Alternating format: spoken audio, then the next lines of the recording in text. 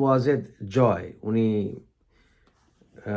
নিশ্চিত করেছেন যে গত ৩ বছর আগেই তার স্ত্রী ক্রিস্টিনার সাথে তার বিবাহ বিচ্ছেদ হয়েছে এবং এফবিআইয়ের রিপোর্টের ব্যাপারে উনি কিছু যুক্তি পেশ করেছেন।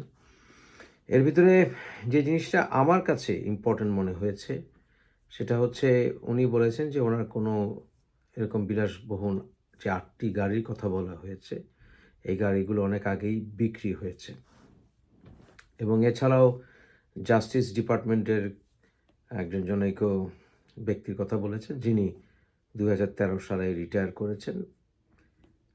বিভিন্ন রকমের ফ্ল ধরার চেষ্টা করেছেন, কিন্তু আসলে যেভাবেই দেখি না কেন যে এই বিষয়টি মূল সেটা হচ্ছে যে ওনার নামে বা বেনামে প্রপার্টিজ কখনো ছিল কিনা, একাধিক প্রপার্টি ছিল কিনা, বা ওনার বিলাসবহুল গাড়ি বহর কখনো ছিল কিনা, এই বিলাসবহুল গাড়িগুলোর বা বাড়িগুলোর উৎস কী, কত পার্সেন্ট মর্টগেজ দেওয়া হয়েছিল, এগুলো উনি কিভাবে কিনেছিলেন, কত টাকা ডাউন পেমেন্ট দিয়েছিলেন, বা ওগুলি ফ্রি হোল্ড কিনা ইত্যাদি।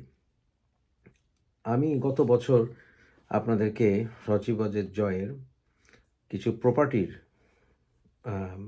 প্রমাণ দিয়েছিলাম যে গত কয়েক বছর ধরে আমি কিছু ইনভেস্টিগেশন করে ওনার বেশ কিছু প্রপার্টির খবর পেয়েছিলাম। কিছু প্রপার্টির ডিটেলস আপনাদের কাছে দিয়েছিলাম। এগুলো বেশ বিলাসবহুল বাড়ি। সেখানে আপনি ডাউন পেমেন্ট দিতে গেলেও অনেক টাকা লাগে এবং সেটা বেশিরভাগই ফ্রি হোল্ড এই প্রপার্টিগুলো। সজীব ওয়াজেদের জয়ের স্ত্রী উনি আসলে যতটুকু আমি জেনেছি উনি ডেডিকেটেড ফুল টাইম প্র্যাকটিশনার নন এবং উনি কোনো ধনাঢ্য পরিবারে জন্মগ্রহণ করেননি। ওনার স্ত্রী অর্থাৎ সজীব ওয়াজেদ জয়ের স্ত্রী উনি বলতে গেলে খুব দরিদ্র ফ্যামিলিতে জন্মেছিলেন। ওনার একজন ভাই মারা গিয়েছিল। আমি ওনার সম্বন্ধে অনেক কিছুই জানি। তাই উনি ওনার পৈতৃক সূত্রে কোনো পয়সার মালিক নন এবং উনি খুব ফুল টাইম ডেডিকেটেড প্র্যাকটিশনারও নন। লতে প্র্যাকটিস করলে ভালো টাকা কামানো যায়, কিন্তু তা নয়।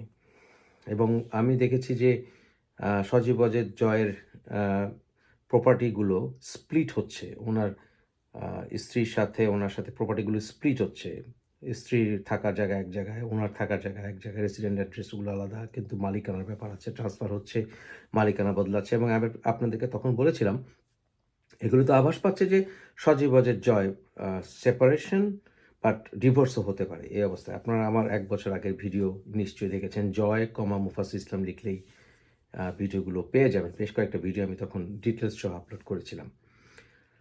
তবে সজীব ওয়াজেদ জয় উনি বেশ কয়েকটি কোম্পানি করে খুব একটা ভালো করতে পারেননি।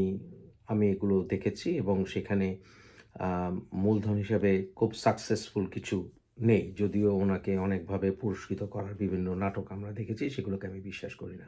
বাই দ্য ওয়ে, সর্বোপরি একটি কথা বলা দরকার যে বাংলাদেশে যারা করাপশন করেন বা বাংলাদেশে যারা ব্যবসা-বাণিজ্য করেন বা বিদেশে যারা সলিড জব করেন তাদের জন্য বিগ অ্যামাউন্টের বাড়ি কেনা বোধহয় খুব একটা কঠিন নয়। কিন্তু আপনি যখন মিলিয়ন ডলার উপরে বাড়ি কিনতে চাইবেন তখন আপনার একটা সলিড আর্নিং সোর্স দেখাতে হয়, মর্টগেজ পেতে হলেও।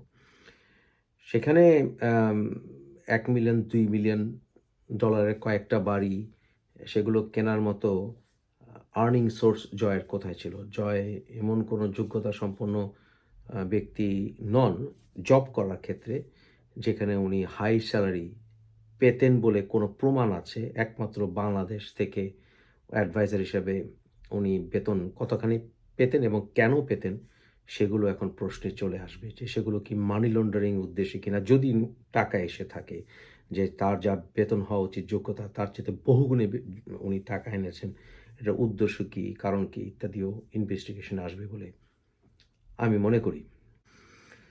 সব মিলিয়ে এফবিআই রিপোর্ট এটাকে ফালতু রিপোর্ট আমি বলব না। তবে ট্রেসিং ল খুব স্ট্রং ওয়েস্টার্ন দেশগুলোতে। আপনি একজনের থেকে নামে আরেকজনের নামে ট্রান্সফার করে দিলেন। এক ব্যাংক থেকে আপনি আরেক ব্যাংকে ট্রান্সফার করলেন বা প্রপার্টি বিক্রি করে দিলেন। এটা করে লাভ হয় না। এগুলোকে ট্রেসিং ল এর মাধ্যমে এই টাকা কোথায়, কোথায় গেল, কে কি কিনলো, কেন কিনলো, এর ব্যাংক থেকে ওখানে গেল, এগুলো ইনভেস্টিগেশন করলে আসলে সব বেরিয়ে আসে।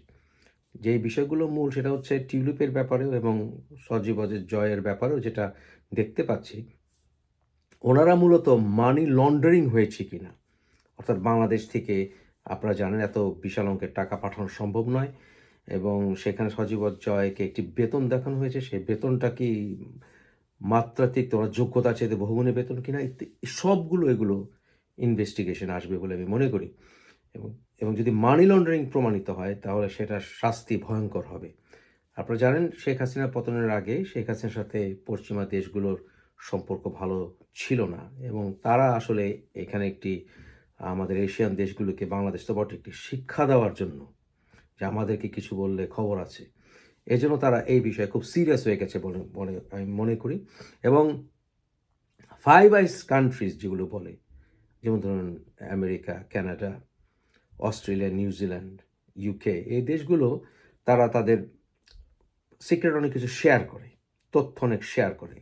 তাই সজীব অজয় টিউলিপ, এছাড়া পুটিন ইস্যু, ভারতের, আপনারা জানেন ভারতের সাথে কানাডার ইস্যুটা নিশ্চয়ই মনে আছে যে সেখানে শিখদের একটা ইস্যু আছে। সব কিছু মিলিয়ে এই ট্রেসিং ল এর মাধ্যমে তারা ফার্দার ইনভেস্টিগেশন করবে বলে মনে করি এবং আমি মনে করি সজীব অজয় জয় এটা সিরিয়াসলি উনি এফবিআই এর প্রেসারে পড়বেন। আর এফবিআই এর টার্গেটে যদি উনি আসলেই পড়ে যান সেখান থেকে উম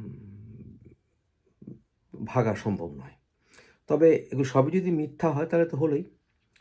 আমি এগুলোকে সাধুবাদ দেব জয়কে যে উনি বেরিয়ে এসছেন, সাধুবাদ। কিন্তু যদি আবার একই কথা, যদি এগুলো সত্য প্রমাণিত হয় যে মানি লন্ডারিং হয়েছে, আবার শেখ হাসিনার দিকে আঙুলি উঠবে এবং ব্যাপারটা সেদিকেই যাচ্ছে। সজীব ওয়াজেদ জয় এবং টিউলিপের ব্যাপার যেহেতু একই ধারে এগোচ্ছে, ব্যাপারটা সেদিকেই এগোচ্ছে।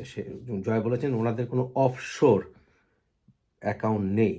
তবে অ্যাকাউন্ট যে থাকতেই হবে মানি লন্ডারিং প্রমাণ করতে হলে তাও নয়। তাই সব কিছুই ইনভেস্টিগেশনের ব্যাপার এবং ইনভেস্টিগেশনে জয় পড়েছেন। দেখা যাক সামনে কী হয়। তবে এর ভেতরে আরও যা আসবে সেটা হচ্ছে ওভারসিজ আওয়ামী লীগ যারা করে তারা সামহাও জড়িত কিনা এবং শেখ হাসিনার প্রতি তাদের এখনও যে আবেগটা দেখা যাচ্ছে সেটা কতখানি সিরিয়াস এবং কেন, এটাও তারা আনবে।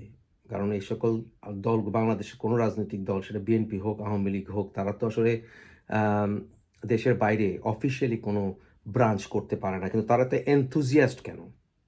এইসব দলের রাজনীতি করতে তারা কি কোনো স্বার্থে করে?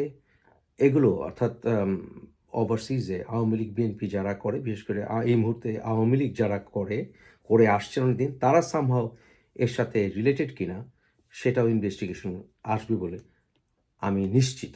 এটা আমার বহু বছরের অভিজ্ঞতা এবং আমি নিশ্চিত এটা সেদিকেই যাচ্ছে।